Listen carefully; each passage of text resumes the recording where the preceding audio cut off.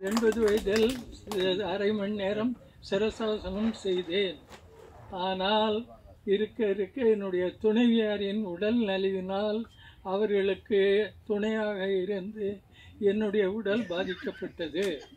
ஒரே ஒரு காலங்கருதி ஒரே ஒரு முக்கியமான செய்தியை, நம்முடைய செயலுக்கு நாம் பொறுப்பு. நம்முடைய உடல் நலம் பற்றிய அறிதலை ஐயாக்கள்லாம் சொன்ன மாதிரி அதனுடைய அடிப்படை பொருள், கருத்து இவற்றை நாம் மேற்கொண்டு நாம் நம்முடைய உடலை காத்தால் நிச்சயம் 100 ஆண்டுகள் அதற்கு மேலும் வாழலாம். ஆனால் நான் வாழ விரும்பவில்லை. என்னுடைய துணைவியை விட்டு என்னால் வாழ பிடிக்கவில்லை. நன்றி.